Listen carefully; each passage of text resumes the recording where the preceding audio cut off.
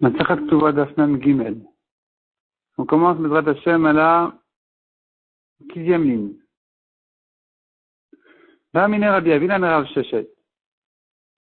Rabbi Avina demandait à Rav Sheshet. Bat hanizonet mina achin. Une fille qui est nourrie de ses frères. C'est-à-dire, le père est mort, il a laissé un héritage, les frères héritent, mais ils nourrissent leurs sœurs. Maaseh Adé Alemi. Cette fille, elle travaille, elle va au travail, elle gagne de l'argent. Qui c'est qui prend son salaire? Est-ce que Bimkom Av Kaime, est-ce qu'on les tient, est-ce qu'ils se tiennent à la place du père? Et donc, Maata Maaseh Adé Ale Av, de même que du vivant du père, quand elle est nourrie de son père, c'est le père qui prend le salaire. Achinami Maaseh Adé Ale Achin, ici aussi c'est les frères qui méritent le salaire. Odil Malodam il est Av, ou non, c'est différent du père. Nata Mididem Midzena, parce que le père, elle est nourrie du père.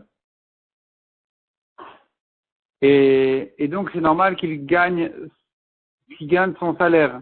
Achalav Medidu Midzena. Tandis qu'ici, quand les frères, ils nourrissent leurs sœurs, c'est pas considéré qu'ils la nourrissent de leur argent. C'est considéré qu'ils la nourrissent de l'héritage.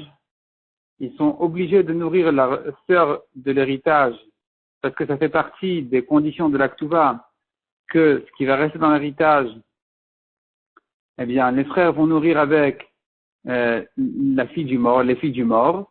Et donc, puisque c'est pas de leur argent à eux qu'elles profitent, il n'y a pas de raison qu'ils gagnent et qu'ils profitent de son salaire à elles.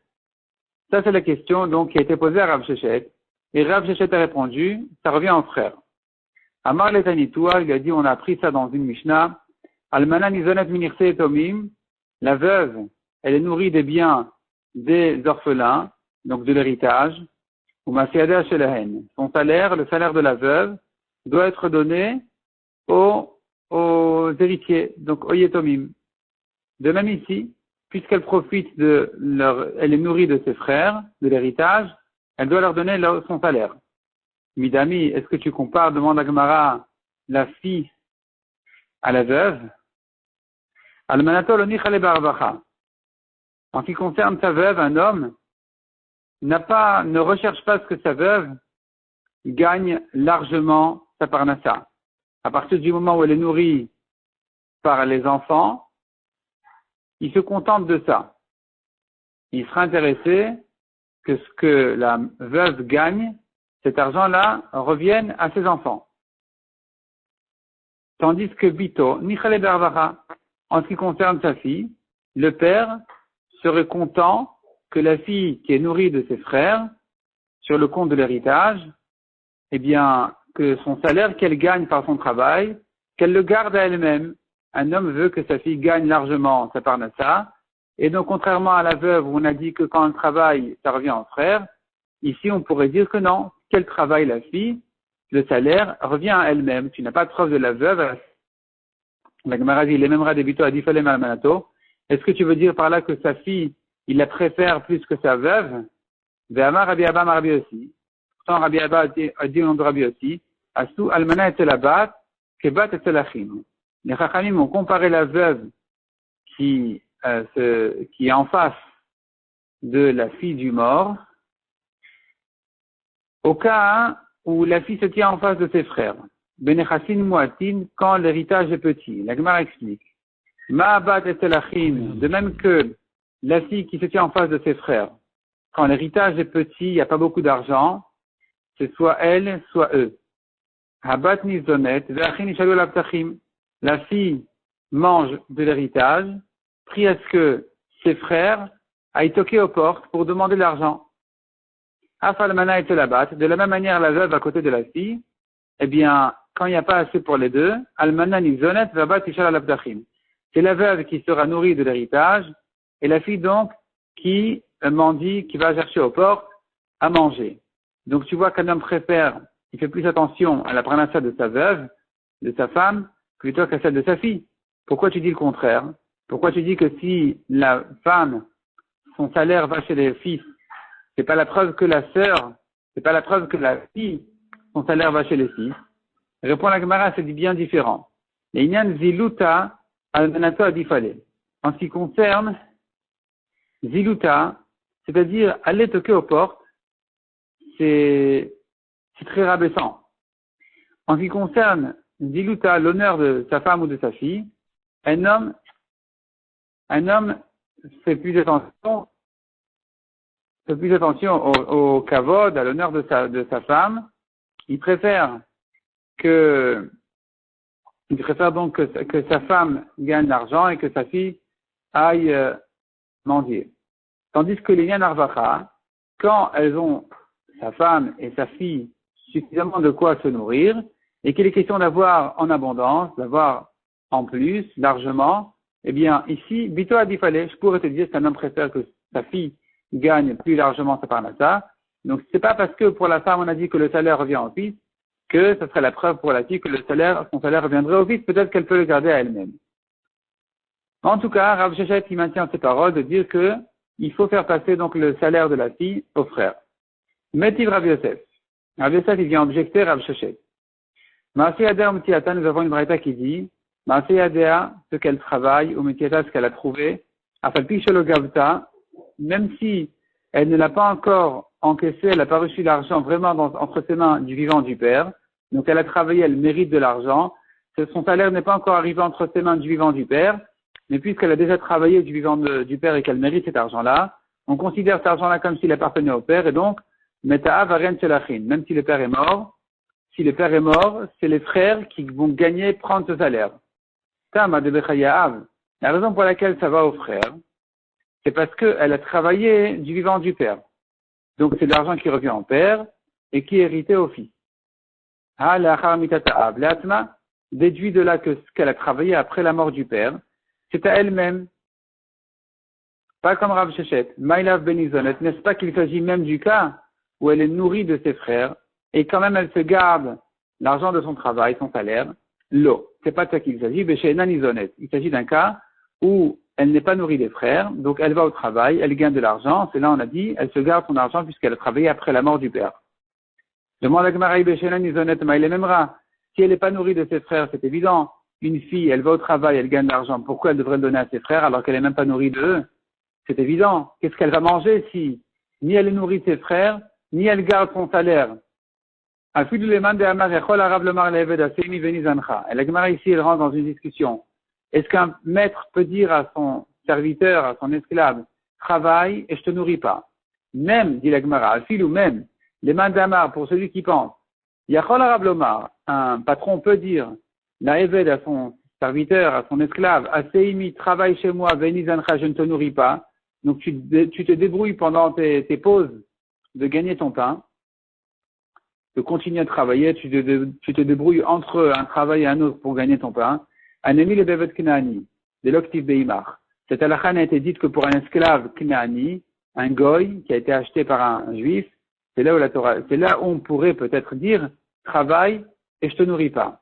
Parce que la Torah n'a pas dit sur lui, Imar, il est avec toi, fais attention à lui. Aval Eved Ivri d'Irtiv Beimar, mais en ce qui concerne un serviteur juif où la Torah dit, il est avec toi, fais attention à lui, l'eau, il ne peut pas lui dire, travaille et je te nourris pas. Si je te nourris pas, ton travail est pour toi, ça n'existe pas, que je prenne ton argent alors que je te nourris pas. Kol Sheken Vito, qu'elle va remettre pour sa fille, qui n'est pas nourrie des frères, évidemment que son salaire ne revient pas à ses frères. Donc c'est pas de ce cas-là qu'il s'agit. C'est bien du cas où, malgré qu'elle est nourrie, on t'apprend que son salaire ne revient pas aux frères. Ça serait l'objection pour Rav Shechet qui a dit qu'une fille qui est nourrie de ses frères, eh bien son salaire revient aux frères. Amar Rabba Baroula répond la Gemara, Loni trecha el ala adafa.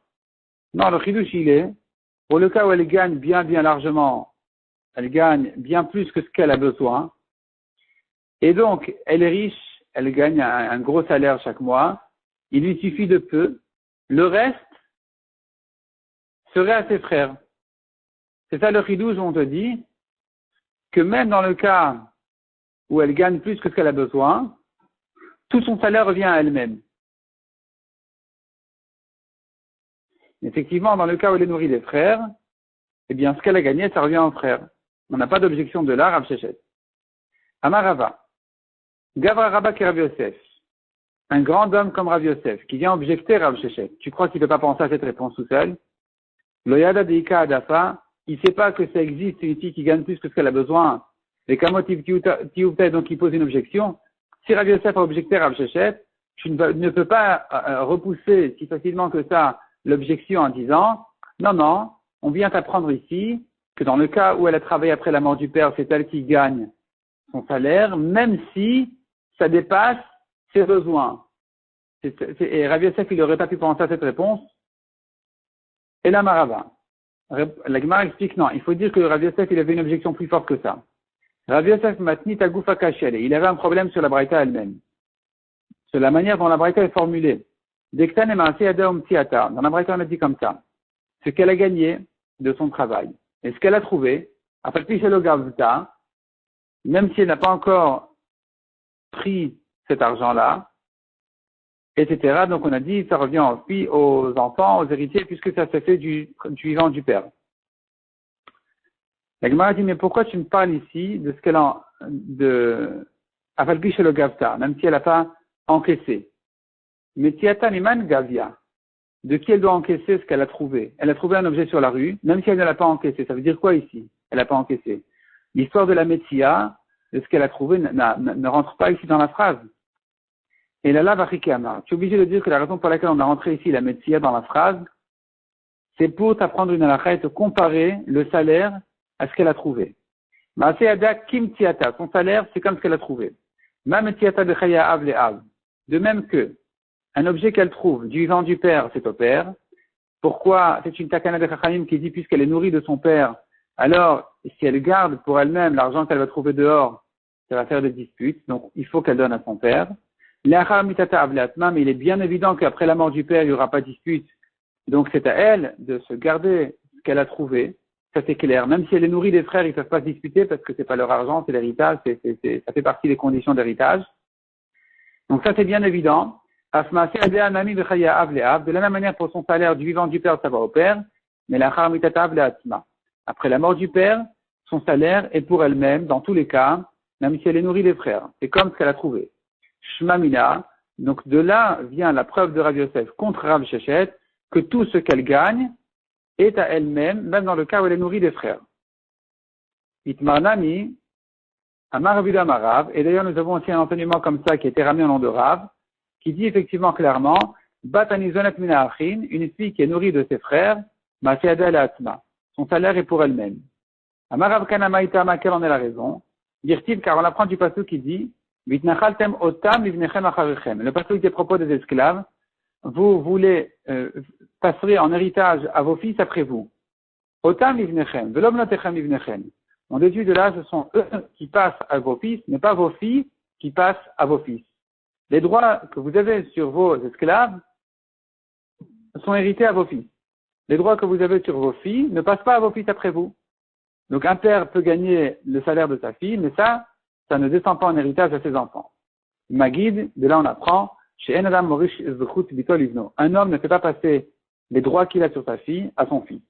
Matkifla Rabba objecte. Qui dit qu'il s'agit ici de son salaire, de son travail? Peut-être qu'il s'agit ici de l'argent du pitouille, des knasot en général, qu'un homme prend sur sa fille, eh bien, les frères ne prennent pas sur leur sœur. De même, si elle était blessée, le père prend cet argent-là, et les frères non. Qui dit qu'on parle du salaire, peut-être qu'on parle d'autre chose.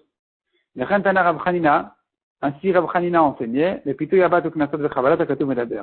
C'est pas ceux qui ici parlent du knas dans un cas de piti, dans un cas de mefaté, où quelqu'un a séduit la fille, il y a un knas à donner, ça va au père et pas au frère. Et de même les knasot en général, ils sont donnés par exemple pour le honnête, où il a violé, c'est donné au père et pas au frère. Et de même quand elle a été blessée, c'est donné au père et pas au frère. Demande à Gemara, mais chabalot, ça de gouf aninu. La blessure d'une fille, c'est la douleur de son propre corps à elle-même. Donc c'est à elle de le prendre. C'est pas le père. Même si elle est petite et qu'elle habite chez le père, il y a ici une douleur qui est donnée et qui est gardée à la fille pour quand elle va grandir. Donc ici, il n'y a pas lieu de penser que ça passe au fils, au frère. Parce que même au père, ça n'est pas donné. C'est pas donné au père, c'est pas donné au fils. Évidemment, Répond la Gemara, Rabbi Yossi Bar Chanina, répond la Gemara, on tourne la page. Shepta Befanea. Elle était blessée. Il a blessé le Fanea sur son visage. Et là, c'est le père qui a perdu là de l'argent parce qu'il aurait pu la vendre. Donc, c'est lui qui a perdu maintenant sur la valeur de sa fille. C'est pour ça que cet argent-là revient au père. Et sur ça qu'on a dit, il ne pourra pas faire passer à son fils en héritage ses droits sur la fille du cas où elle était blessée sur son visage. Ça ne descend pas en héritage au fils. Donc finalement, on se retrouve face à une grande marloquette. Est-ce que le salaire de la fille revient au frère ou à elle-même? Oui ou non? Amarav Zera Amarav. Amarav Matna Amarav. Donc Rav Zera a dit au nom de Rav Matna au nom de Rav. Vamrila Amarabi Zera Amarav Matna Amarav. Selon la deuxième version, c'est pas Rav Zera mais Rabbi Zera, c'est la même personne. La différence entre les deux versions, c'est ce qu'on appelle Rav ou Rabbi, comme explique Rashi. Rav, on l'appelait quand il était à Bavel. Rabbi, dès qu'il est monté en Eretz Israël, on a commencé à l'appeler Rabbi. Parce que quelqu'un qui a eu la smicha en Eretz Israël, on l'appelle dorénavant Rabbi. Et donc, il vient trancher au nom de Rav que Batanizonet mina achim ma'asiada le'atzma. Une fille qui est nourrie de ses frères, son salaire revient à elle-même. Dirtiv, comme on voit dans le pasuk, vitnachatem otam livnechem acharechem. Vous les ferez passer en héritage à eux. Eux vont passer en héritage à vos fils après vous, eux les esclaves. Otam livnechem velobnotechem livnechem. Ce sont eux les esclaves qui vont passer à vos fils, mais pas vos filles. Vos filles ne passent pas à vos fils. Magid shen adam moris b'chut bito livno. Ça t'apprend qu'un homme ne sait pas hériter les droits sur sa fille à son fils. Amar le Avimi bar Vapi. Shakod Amara. Avimi lui a dit, c'est Shakod qui a dit cette halakha. Shakud Manu. Qui c'est ce Shakod en question? Shmuel. C'est Shmuel, on l'appelle Shakud parce que c'est un Shakdan. Shakud, ça veut dire qu'il fait attention à bien réviser son étude, à ce que tout soit très précis. Donc pourquoi tu me dis c'est Rav qui l'a dit, c'est Shmuel qui l'a dit. Donc la Gemara demande, je reprends la phrase. Amala Avimi bar Vapi Shakod Amara. C'est Shakod qui a dit ça, c'est Shmuel. Demande la Gemara Shakod Manu. Qui c'est Shakod? Shmuel, c'est bien Shmuel qui a dit ça. C'est bien Shmuel qu'on appelle Shakod. Ha Rav Amara. Pourtant, c'est pas Shmuel qui a dit que la halakha, elle est que le fils n'hérite pas le salaire de sa sœur. C'est pas Shmuel qui a dit ça, c'est pas Shakud, c'est Rav qui l'a dit.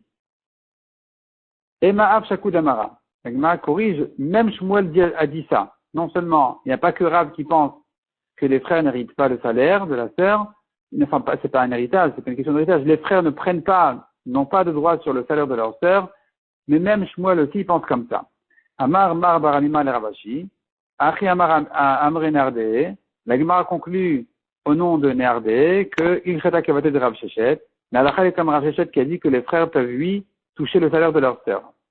Ravashi Amar, tandis que Ravashi lui pense, il cheta kavate de Rav, l'Alachal est comme Rav qui dit les frères ne touchent pas le salaire de leur sœur, et c'est comme ça que conclut la Gemara, vil cheta kavate de Rav. L'Alachal est comme Rav que le salaire de la fille ne passe pas aux frères. Mishnah suivante. Ameares et Vito Girsha. Un homme qui a donné sa fille en Kiddushin à quelqu'un et elle a été divorcée. Irsa venitarmela. Ou bien, elle a reçu des Kiddushin et elle a perdu son mari.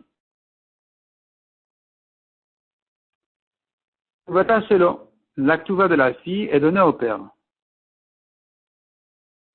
C'est pas ou bien, Rachid dit ce sont deux Kiddushin un après l'autre. Donc, sa fille a reçu des Kiddushin de Reuven, elle s'est divorcée, elle a reçu des Kiddushin de Shimon, et Shimon est mort, elle reçoit deux Ktuvot maintenant, toutes les deux passent au père. Puisque la fille, elle est encore en âge où elle est chez son père, elle est petite où elle a encore 12 ans, pas encore 12 ans et demi, elle est Nahara ou Ktana, et donc si maintenant elle est Aroussa, elle a reçu que des Kiddushin, elle n'est pas encore sortie de chez son père, c'est à son père de recevoir la Ktuva. Par contre, dit la Mishnah, et si avec Girsha et si avec Nitarmela, si elle s'est mariée, elle s'est divorcée, pas que des Kiddushin, elle s'est mariée ensuite, elle a perdu son deuxième mari, Ktuvata Shela, c'est elle qui prend la Ktuva. Rabbi Udomer Arishona Shela, Rabbi Uda dit la première Ktuva revient en père, Amroulo, les Chachamim lui ont répondu, Mishesia en avia reshutba. Une fois qu'elle s'est mariée, son père n'a plus de droit sur elle, donc la Ktuva, même la première, revient à elle-même. C'est elle qui prend la première et la deuxième Ktuva. Tama, si avec Girsha, si avec Tarmala. La Gemara a déduit de la Mishnah. Pourquoi on a dit le cas où elle s'est mariée, elle est divorcée, mariée et perdu son mari. C'est bien dans ce cas-là qu'on parle. Avanit Armela très hymnée, mais si elle avait perdu ses deux maris, les deux, son premier mari est mort et son deuxième aussi, dans ce cas-là, on ne parle pas dans la Mishnah, parce que c'est un mauvais cas. Pas un mauvais cas. C'est un cas vrai, mais mauvais. C'est une mauvaise situation. Tout le chazal est souvé. Elle n'aura plus jamais le droit de se remarier. C'est pas que ça nous gêne pour la halakha de la Mishnah, mais ça nous gêne en général de rentrer dans un cas tellement difficile. Dans un cas tellement dur. Ve'agav urche kasatim lan tana kerabi. Et notre Mishnah, au passage, nous a enseigné comme Rabbi. Elle nous a enseigné simplement comme Rabbi. De'amar bitre zimna via chazaka. Comme Rabbi qui a dit que après 2 fois, c'est considéré déjà comme une chazaka. Donc une femme qui a perdu ses 2 maris n'a plus le droit de se remarier. La Mishnah n'a pas voulu rentrer dans des cas difficiles comme cela, où une femme a perdu 2 maris, elle ne peut plus se remarier. C'est pour ça qu'elle a parlé d'un cas où d'abord elle s'est divorcée, ensuite elle a perdu son mari, où là c'est un cas où elle peut encore se remarier. Et donc la Mishnah n'a pas voulu rentrer dans des cas de mauvaise chance de la femme. Et ici, donc, puisque la Mishnah n'est pas rentrée dans ça, ça t'apprend que, effectivement, nous avons ici une grande khumra. Ne crois pas que c'est que si elle a perdu 3 maris qu'elle n'a plus le droit de se remarier dans sa vie. Même si elle n'en a perdu que 2 uniquement, elle n'a plus jamais le droit de se remarier. C'est pour ça que la Mishnah a évité ce cas-là. Rabbi Yehuda Omer Arishona Shel Av. Rabbi Yehuda dit la première Ktuva, elle va au père, même quand elle s'était mariée. Maïtama de Rabbi Yehuda, quelle est sa raison? Rabba de Rabbi Yosef d'Amre Tarvayou. Rabbi et Rabbi Yosef, les deux disent, puisque depuis le moment des Kiddushin, le père a déjà mérité cette Ktuva, elle a été promise à la fille alors qu'elle n'était qu'en Kiddushin. Donc, même si ensuite elle s'est mariée vraiment, eh bien, en ce qui concerne cette Ktuva qui a été promise depuis le début, elle reste au père. Métiv Rabba. Rabba objecte, comment tu dis que depuis le moment des Kiddushin, le père a mérité déjà cette Ktuva? Rabbi Yehuda Omer, nous avons pourtant une braïta qui dit, Rabbi Yehuda Omer, Arishona Shel Av, la première Ktuva elle est au père, ou modèle Rabbi Yehuda, mais il est d'accord Rabbi Yehuda dans le cas, le Meharef et Bitok Shiktana, ou Bagra, si il a donné sa fille en Kiddushin quand elle était petite et ensuite elle est devenue Bogeret adulte, 12 ans et demi et plus, le Harakar Niset et ensuite elle s'est mariée, chez Navia Reshutba. C'est terminé, le père n'a plus de droit sur cette fille. Amaï, pourquoi il n'a pas sa Ktuva? Achinami, ici aussi on devrait dire, Lema, depuis le moment des Kiddushin où elle était encore Ktana, le père a mérité cette Ktuva. Pourquoi tu lui fais perdre cette Ktuva? Sous prétexte que quand elle s'est mariée, elle avait déjà 12 ans et demi. Mais au moment des Kiddushin, elle était encore Ktana. Et là, la Gemara dit si ça a été enseigné cet enseignement-là, il faut le corriger un petit peu. Rabbi Rabbi Yosef d'Amre Tarvayou. Donc il faudrait dire comme ça que Rabbi Rabbi Yosef ont dit tous les deux,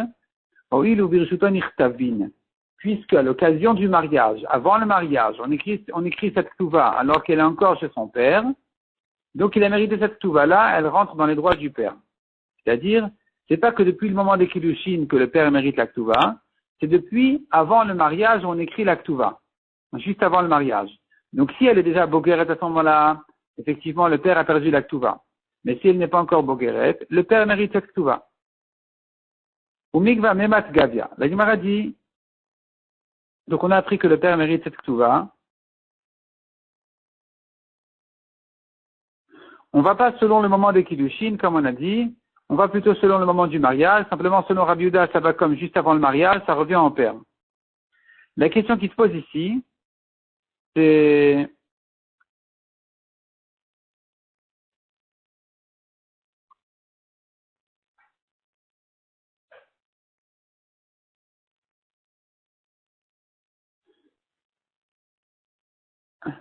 en ce qui concerne la question qui c'est qui mérite cette Ktuva, c'est vrai que on va selon le moment où elle a été écrite, qui veut dire au moment du mariage.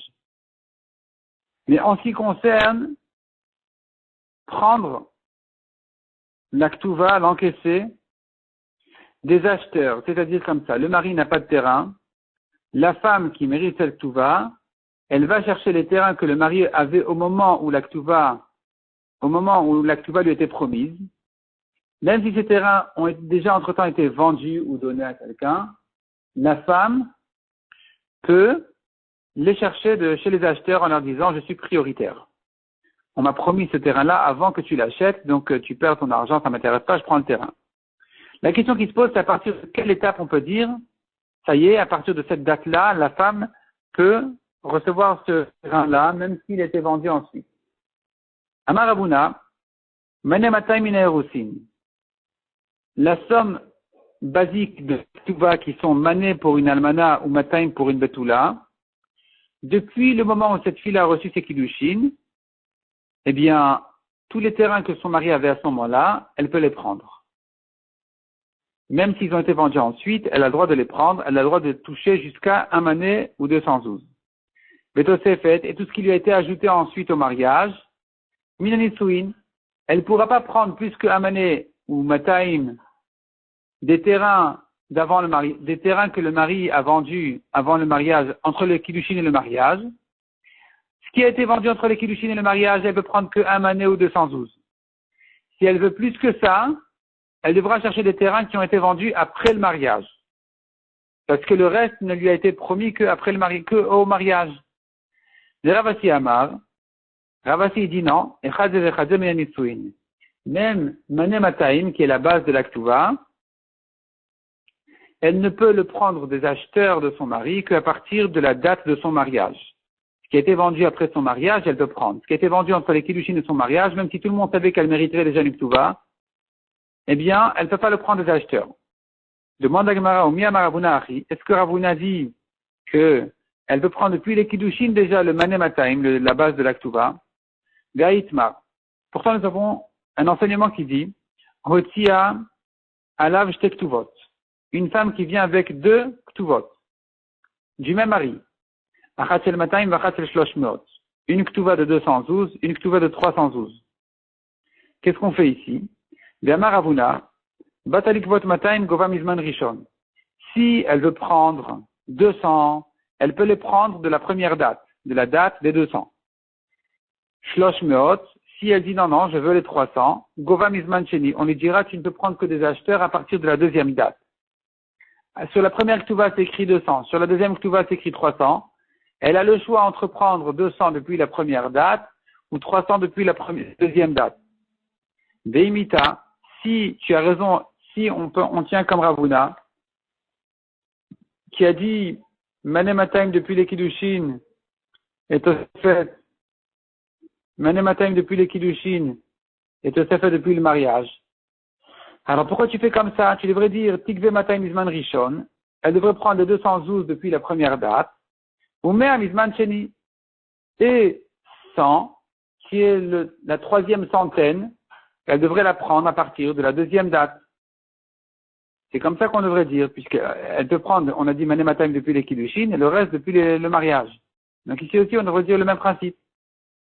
Or, on ne dit pas comme ça. Donc nous avons une contradiction dans Ravuna, la Gemara dit Velitamer, et d'après ta compréhension à toi, Tikve Chameshmot Kulam, on devrait dire qu'elle prend tous les 500, Matayim Mizman Rishon, Tlat Mea Mizman Sheni, elle a qu'à prendre les 212 selon la première date, et encore 300 depuis la deuxième date. C'est clair qu'on ne dit pas. Pourquoi on ne dit pas comme ça? Et la Chameshmot Maïta Malogavia, pour quelle raison elle ne prend pas tous les 500? Kivanelokatavla, puisqu'il ne lui a pas écrit sur la deuxième Ktuva, Saviti, j'ai voulu, Vosi Fitlach, et je t'ai ajouté, Tlatmea Amataim, 300 sur le premier 200, Arike Amala, c'est la preuve qu'il voulait lui dire, tu as le choix, je te laisse le choix. Inizman Rishon Gviat, Gavia Mataim, si tu choisis d'encaisser ta Ktuva, de prendre ta Ktuva depuis la première date, tu ne prends que 200. Inizman Sheni Gviat, Gavia Tlatmea, si tu veux prendre des terrains à partir de la deuxième date, là, tu peux prendre même 300, mais pas 200 plus 300. Tu as le choix entre 200 de la première date et 300 de la deuxième date. À Hanani, pareil ici, pour toute Ktuva, on dira qu'elle prend selon Ravuna, à Hanani, puisqu'il ne lui a pas écrit, je t'ai ajouté encore 100 sur les 200, c'est-à-dire, on reste dans le cas où il y avait 2 Ktuvot, une de 200 et une de 300. On a dit 500, c'est sûr qu'elle ne prend pas parce qu'il lui a laissé le choix entre soit 200 de la première date, soit 300 de la deuxième date. Et puisque tu comprends le principe qu'elle a le choix entre la première et la deuxième date, tu comprends aussi pourquoi on ne lui dit pas de prendre 200 de la première date et encore une centaine de la deuxième date. Parce que c'est pas ça ce qu'il avait l'intention de lui dire. Aïnoutama de l'Ogavi a dit la Gemara. Voici la raison pour laquelle elle ne prend pas encore une centaine de la deuxième date, mais de la Katavla, puisqu'il ne lui a pas écrit, aussi fitlachmea mataim, je t'ai ajouté 100 sur les 200, à Khoularsid Chibudakama. C'est qu'elle était mochelet sur la première date. Et donc ici, on dirait que puisque elle a une ktuva de 200, une ktuva de 300, soit elle prend la ktuva de 300 et donc elle a perdu la date des 200 complètement. Elle était mochelet sur la date des 200 parce qu'elle a choisi cette ktuva. Soit si elle veut la première date, elle prendra les 200. Mais dans un cas simple où il n'y a pas de ktuvot, Ravuna peut garder ce qu'il disait, peut maintenir ses paroles de dire Manemataim depuis la première date, qui est la base de la ktuva, et la Tosefet tout l'ajout sur la ktuva, tout ce qu'on a ajouté, ça, elle peut le prendre. Donc Manemataim depuis, je vais dire les Kiddushin, et l'ajout qui a été promis à la ktuva, sur la ktuva, ça le prend depuis la date du mariage.